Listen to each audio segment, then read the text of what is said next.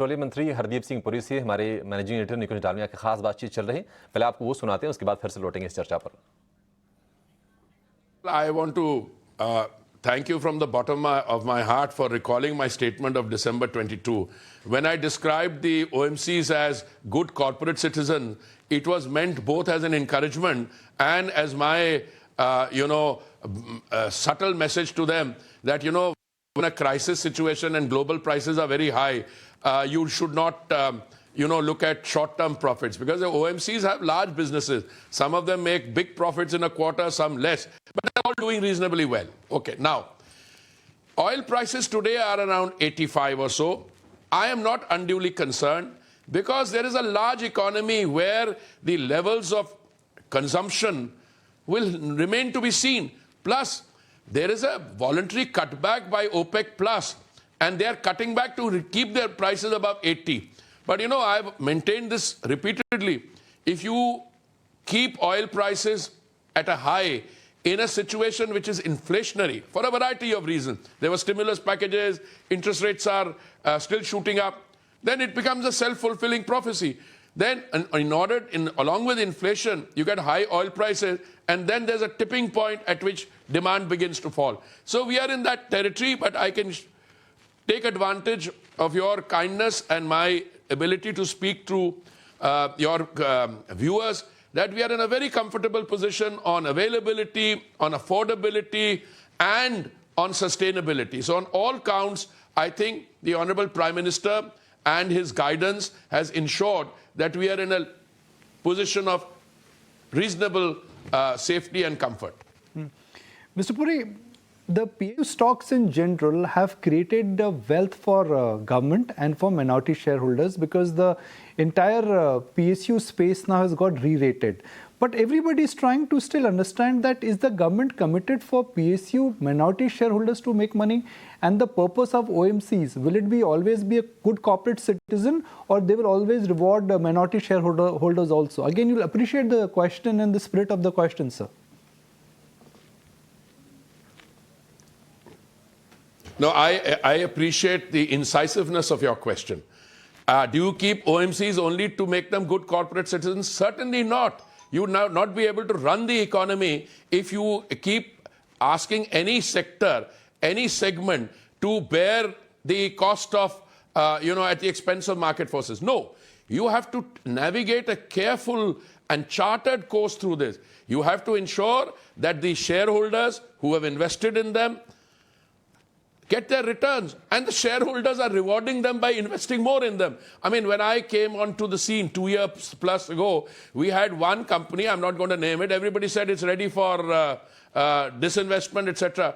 Today, it's one of our, star performers. Now, there are situations in which you cannot save a PSU, or you should not. I was Civil Aviation Minister when we had to deal with Air India, and I was clear. I could not go on every year to my senior colleague Nirmala ji and ask for 8,000 crores of handout to keep Air India afloat. So we took a tough call, we privatized it, and today the rest is history. Today Air India is ordering, 500 or 800 more crores. They're adding to the civil aviation manufacturing industry in the world. Boeing, Airbus placing orders.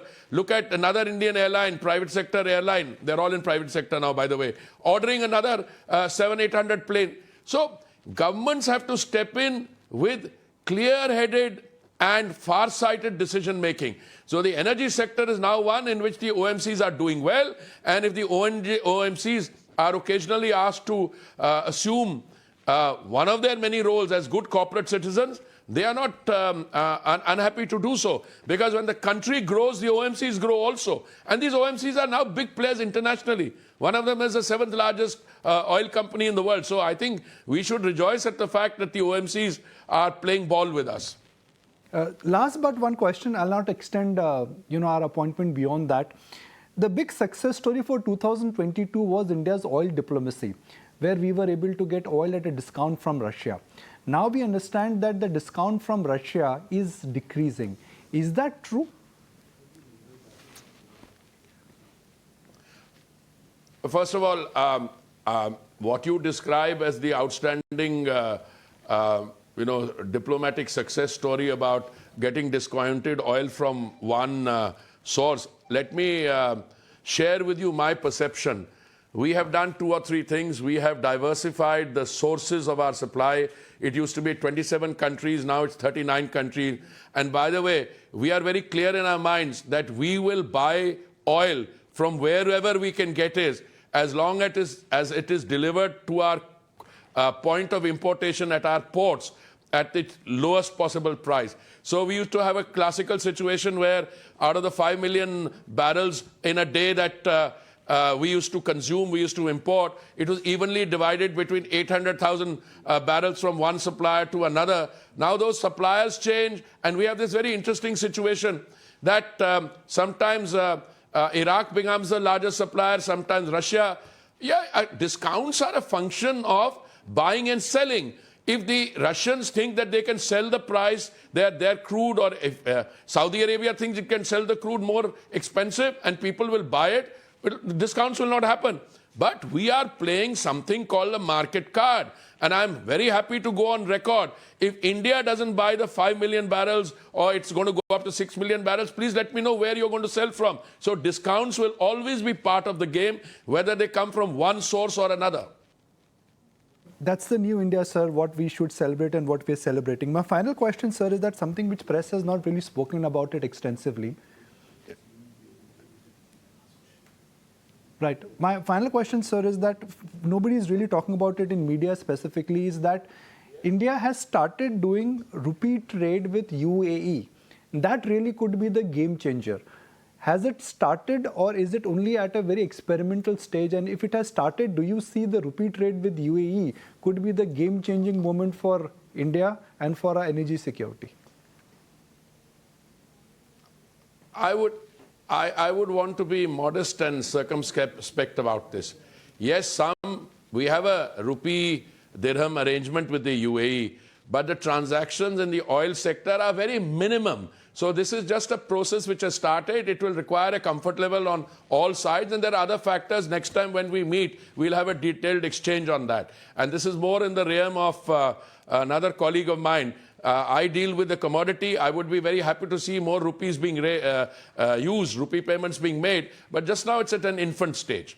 Thank you very much. Appreciate your time.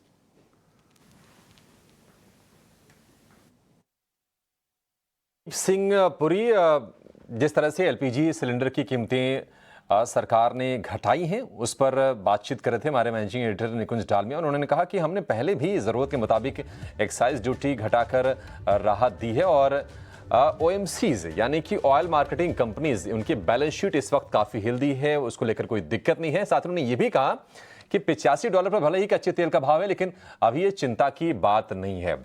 और energy security को लेकर एक सवाल था उनसे, जिसके जवाब में उन्होंने ये भी कहा कि भारत को जहां से भी सस्ता तेल मिलेगा वो खरीदने को लेकर प्रयत्नशील रहेंगे।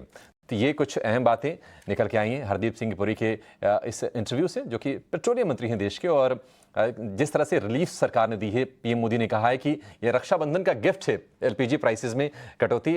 अब उज्ज्वला स्कीम के तहत जो सब्सिडी है वो हो गई है 400 रुपये की। बाकी आम कंज्यूमर्स के लिए भी 200 रुपये की राहत है। दिल्ली, मुंबई, कोलकाता, चेन्नई में भाव 900-950 रुपये की रेंज में है एलपीजी सिलेंडर की, जो कि 1100 रुपये के आसपास तक पहुंच गई थी। हमने देखा था कि मई में 2 हाइक हुई थी, इसके अलावा जुलाई में 50 रुपये की बढ़ोतरी हुई थी, तो थोड़ी सी पिंच कर रही थी, थोड़ी महंगाई की आग को भी हवा दे रही थी चीज़ें। और हमने जिस तरह से रिटेल इन्फ्लेशन के आंकड़े देखे, उससे थोड़ी सी दिक्कतें बढ़ती हुई दिख रही थी। और सरकार की कोशिश यही है कि एलपीजी के दाम घटाकर कंज्यूमर्स को राहत देने की। इस खबर पर हम बने रहेंगे और थोड़ा सा गणित को और समझेंगे कि आखिर सब्सिडी की गणित क्या कहती है, क्योंकि पहले जो प्राइसेस थे एलपीजी के वो कम हो गए हैं, और सरकार ने ये भी क्लियर किया है कि सब्सिडी का जो बर्डन है, ये जो 200 रुपये की जो कटौती हो रही है, ये ओएमसीज पर नहीं डाला जाएगा, सरकार इसको वहन करेगी। तो फिलहाल सब्सिडी का बोझ कितना है ओएमसीज पर? और अगर हम सेगमेंट्स की बात करें, अगर कि पेट्रोल की या डीजल की, केरोसिन की, एलपीजी की, इसको भी समझेंगे और आपके लिए समझने की कोशिश करेंगे कि अगर आप निवेशक हैं आईओसी, बीपीसीएल या फिर एसपीसीएल के, जिसके के शेयरों पर दबाव दिख रहा है, तो अभी ये डायरेक्ट कोई इंपैक्ट नहीं है, लेकिन निश्चित तौर पर सरकार के दखल को लेकर चिंता है कि शायद, चूंकि इलेक्शन ईयर है, ये 5 राज्यों के चुनाव होने वाले हैं, अगले साल लोकसभा के चुनाव होंगे, तो चुनाव पर कहीं ना कहीं सरकार का फोकस थोड़ा सा होता है, थोड़े से पॉपुलिस्ट मेजर लिए भी जाते हैं, लेकिन क्या ओएमसी जैसे इंपैक्ट होंगी, ये बताने के लिए हमारे साथ स्टूडियो में जुड़ गए हैं हमारे सहयोगी सौमित सरकार। सौमित, बहुत अच्छी चीजें निकल के आई हैं हरदीप सिंह पुरी के इंटरव्यू से। उन्होंने कहा कि ओएमसीज की बैलेंस शीट में बहुत हेल्दी है, उसको लेकर कोई चिंता नहीं है, और $85 का जो क्रूड है उसको लेकर भी ज्यादा टेंशन लेने की जरूरत नहीं है, और सरकार ने पहले भी ऐसे मेजर्स लिए हैं और ऐसे मेजर्स अभी ले रही है। आप ये बताइए कि जो सब्सिडी वाला जो गणित है ना, वो क्या कहता है? कल के फैसले से क्या कोई ओएमसीज पर इसका कोई असर होगा? सरकार के ये क्लैरिफिकेशन देने के पहले भी एक्चुअली में कोई जीरो इम्पैक्ट था ऑयल मार्केटिंग कंपनीज के लिए एलपीजी को लेकर। आपको अगर मैं बता दूं तो एलपीजी जो बिजनेस है वो किसी भी ऑयल मार्केटिंग कंपनी के लिए literally no profit no loss business है।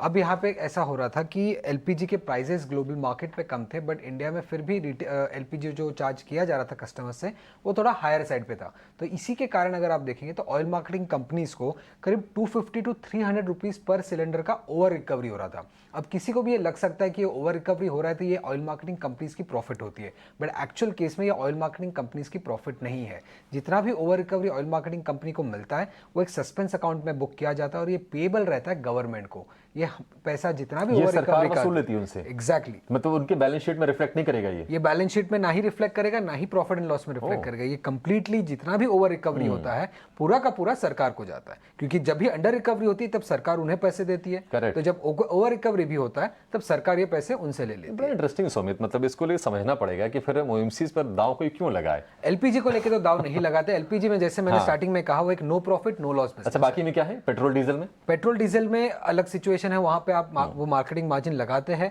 अपना ओवर एंड अबाउ जो मार्जिन लगा के वो सेल करते हैं, तो उसमें प्रॉफिट एंड लॉस जरूर होता है। फिर रिफाइनिंग बिजनेस है उसमें भी प्रॉफिट एंड लॉस होता है, बट एलपीजी जो बिजनेस है वो no loss no profit no loss business. ठीक है, यानी कि इस खबर का कोई मटेरियल इंपैक्ट ओएमसीज पर नहीं आने तो वाला अब क्या हो रहा है, जो 250 टू 300 रुपीज का जो ओवर रिकवरी था वही कम हो जाएगा 200 रुपए से। तो जो गवर्नमेंट को मिलने वाला था एक्स्ट्रा पैसा वो कम होगा, और ये 7,500 करोड़ का जो अमाउंट मार्केट में घूम रहा है सबसे कह के कि ओएमसीज पे इंपैक्ट है, एक्चुअली ओएमसीज पे नहीं गवर्नमेंट पे इंपैक्ट है। करेक्ट। तो और यही पुरी जी ने भी यही कहा है एग्जैक्टली, मैं यही कहने जा रहा था कि